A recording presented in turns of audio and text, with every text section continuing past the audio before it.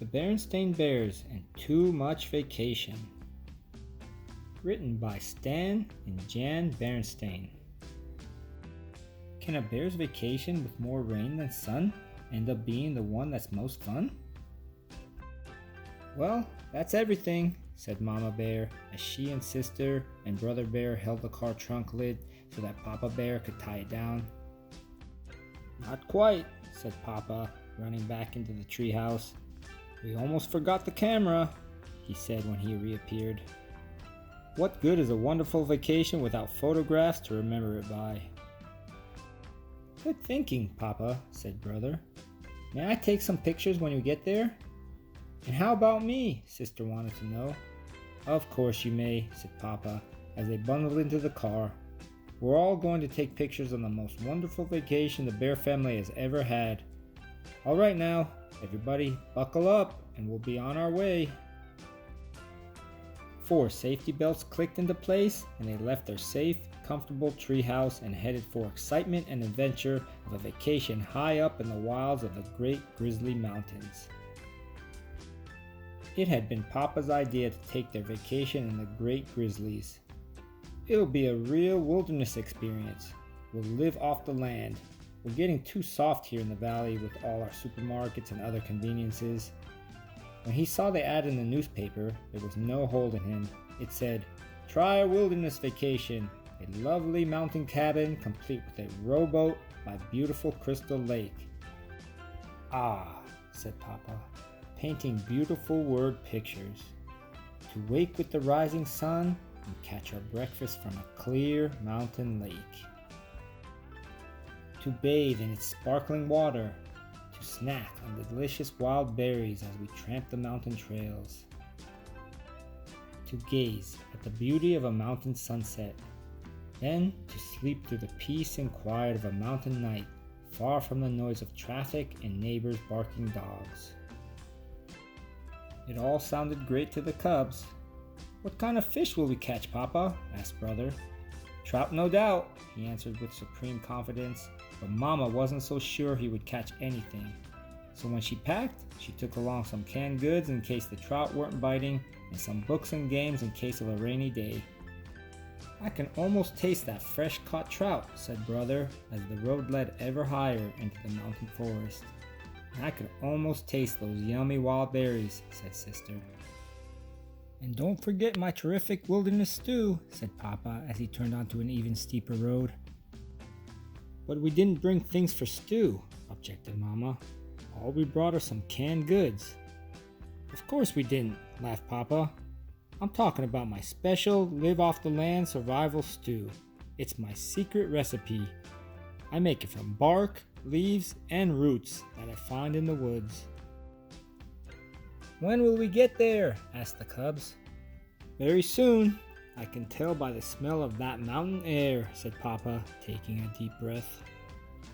That's not mountain air, complained Brother, making a face. That's skunk. Said Papa, wrinkling his nose. A good time to start taking those pictures, thought Mama. Phew, said Papa. Click, said the camera. There's the cabin, shouted Sister as they rounded a bend. And there it was indeed, a mountain cabin beside a lake, complete with rowboat. Of course, it wasn't quite as they had pictured it from the ad.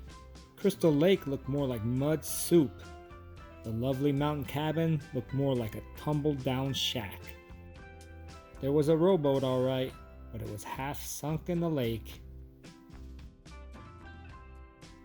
But Papa wasn't the least bit discouraged. He was more excited than ever. It's perfect, he shouted. The most perfect live-off-the-land vacation spot I've ever seen. Mama wasn't so sure.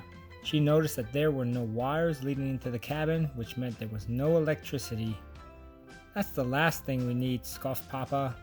What you need on a live-off-the-land vacation is plenty of can-do spirit and lots of forest smarts, and I've got enough of those for all of us. He took a cooking pot and a folding chair from the car trunk. Here, he said, making a seat for Mama. This is a vacation. You relax while I gather the fixings for my fabulous wilderness stew. And you two tidy up the cabin. he called to the cubs as he headed into the forest with the cooking pot. But Mama didn't expect to do much relaxing on this vacation, and she wasn't surprised to find that the cabin was an even worse mess inside than it was outside. There was an ankle-deep carpet of twigs, branches, and dead leaves on the floor, and it was practically a museum of spider webs, cocoons, and mouse nests. Time for another picture, thought Mama. Scurry, scurry, went the mice. Click, went the camera. What's this? Asked Sister as she cleaned leaves out of the sink. That's a hand pump for water, answered Mama. Just what I need. It was Papa, back with the cooking pot full of strange-looking bark, leaves, and roots. A little water for my stew. He worked the handle. The pump gurgled and squeaked, and after a while began to squirt water. Rusty brown water. But he wasn't discouraged. Just what I need for my stew, he said cheerfully. Ready-made gravy. He carried the pot outside, where he had prepared a cooking fire. It was very exciting for the cubs, but Mama wasn't so sure. So she made a fire in the fireplace and warmed up a supper of canned beans and dried honeycomb. When Papa cried, "Stew time!" the cubs ran out for a first taste. Mama followed with the camera. "Here's to living off the land," said Papa, holding up a big spoon of the strange-looking stuff. Then he, brother, and sister each took a taste. "Yug," said Sister. "Blah," said brother. "Pitooey," said Papa. "Click," said the camera. Mama Bear's supper of beans and honeycomb proved very tasty. Papa Bear stretched and yawned. "Now, early to bed so I can get up with the sun and catch our breakfast."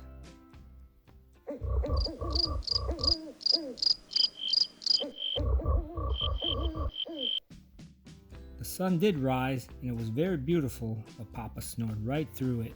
The frogs, crickets, and owls had made such a racket during the night that he hadn't fallen asleep until just before the rising sun lit up the sky.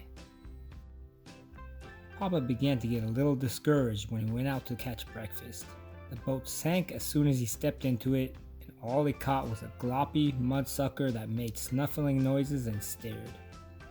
"Snuffle, snuffle, glop," said the mudsucker. "Click," said the camera. It was Papa's turn to snap the picture when Mama and the cubs tasted the wild berries. The thorns were something fierce, and the berries were so sour even the birds puckered. Later, there was a perfectly beautiful sunset, but the bear family didn't get to see much of it. They were too busy swatting the swarms of hungry mountain mosquitoes that swooped in from the lake. "Live off the land, you say," shouted Mama as they ran for the cabin. "With all these thorns and mosquitoes, it's more like the land is living off us." It began to rain just as they reached the cabin, but the roof leaked badly, and pretty soon they had more leaks than they had pots and pans. They spent a miserable night. By morning, they were soaked to their fur, and there was a foot of water in the front stairwell.